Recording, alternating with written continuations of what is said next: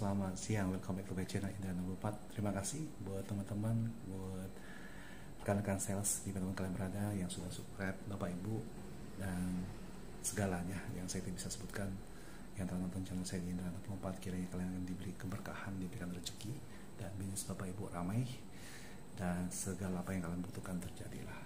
Hari ini kita mau belajar tentang bagaimana kita menghadapi komplainan dari pemilik toko dan karyawan toko di dunia handphone.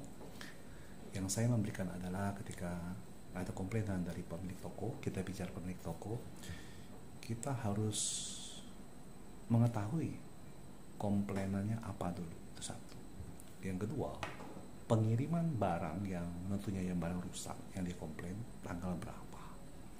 Yang ketiga, apakah ada tanda terima ketika dia mengirim komplainan atau barang yang rusak.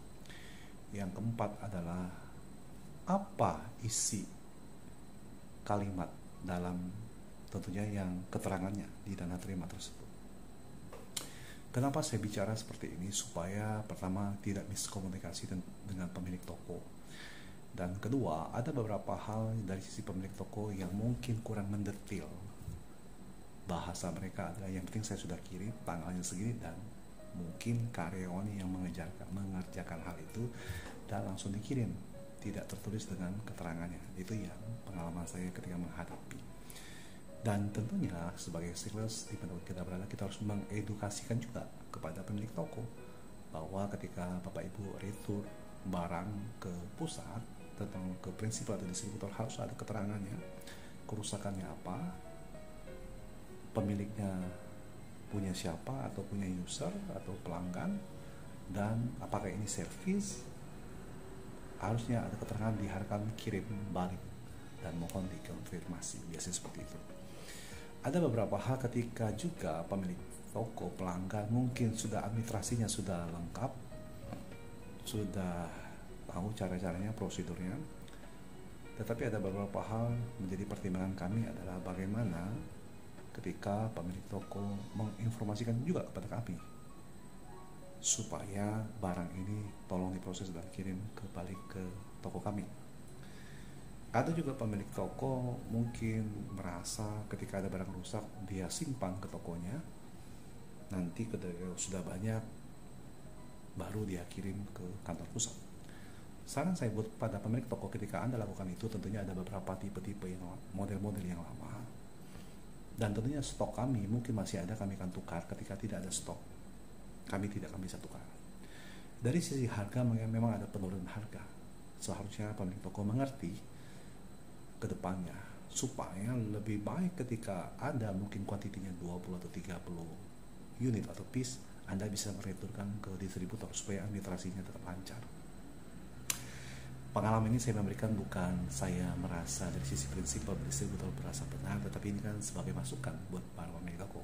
Karena tentunya teman-teman yang ketika Anda melihat channel saya, tentunya Anda sudah mengenal saya, makanya saya memberikan kasih masukan. Dan dari sisi karyawan, ketika mengerjakan hal returan, sebagai karyawan, teman-teman yang bekerja di toko atau kepada bos kalian diharapkan administrasinya harus tepat. Tentunya fisiknya, kelengkapan barang-barangnya yang biasa kami ketahui ketika Anda, teman-teman karyawan mengirimkan barang-barang ke distributor, itu kelengkapannya tidak ada. Tentunya itu akan dibebankan kepada para pemilik toko. Dan ketika karyawan atau sales yang bekerja di toko, ketika Anda menerima barang rusak atau barang returan dari kaki-kaki atau dari luar kota, ketika Anda harus mengecek dan harus cek segala kelengkapannya. Karena situlah sistem quality controlnya itu lebih baik, karena dari sisi toko tidak dirugikan, dari sisi kantor distributor tidak dirugikan, karena itu harus prosesnya.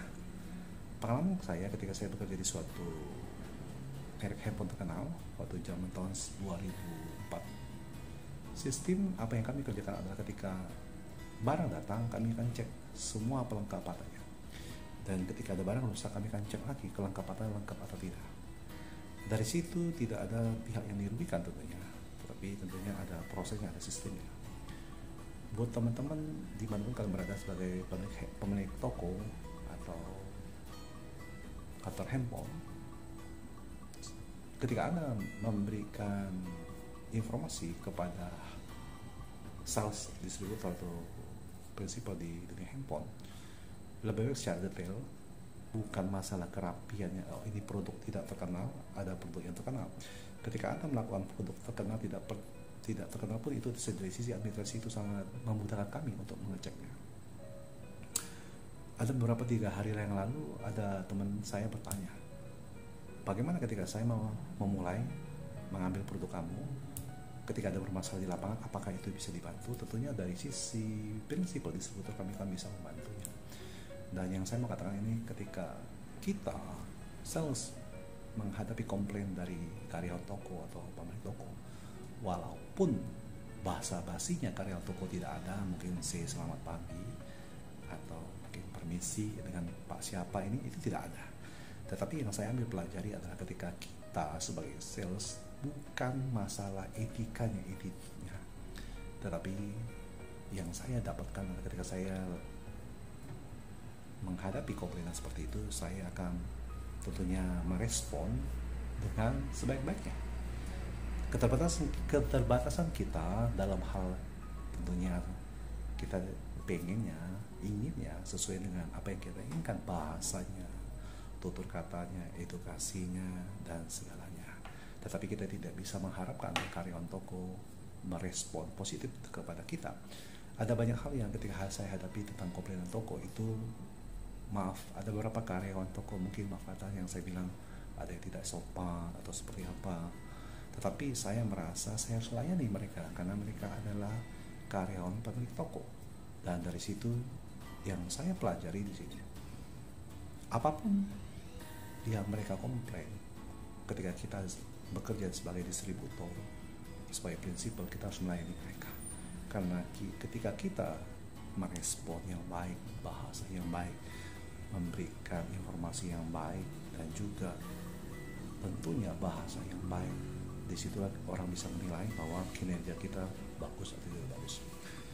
Untuk para pemilik toko dan karyawan toko, teman-teman yang berada bekerjalah sesuai dengan tentunya ketika Anda mengetahui mungkin dari kami sebagai distributor, ketika kami informasikan cara administrasinya ketika mengkomplain yang saya bicarakan tadi, juga untuk pemilik toko kita share apa yang harus kalian lakukan ketika saya memberitahu informasikan. Tentunya ada kerapian dari sisi administrasi kalian supaya ketika bisnis kalian besar itu tidak terjadi kerutan atau berantakan dalam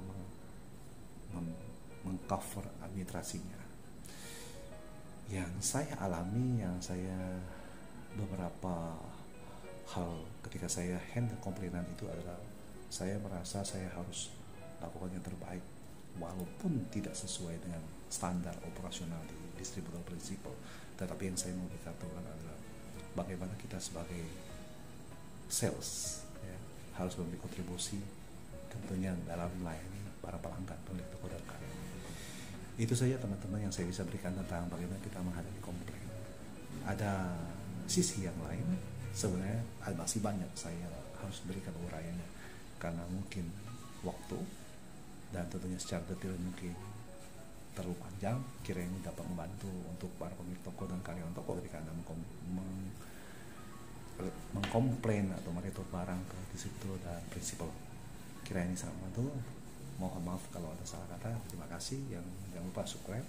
Kiranya kalian juga sales teman-teman berada tetap semangat. Salam 1, 2, 3. Yes.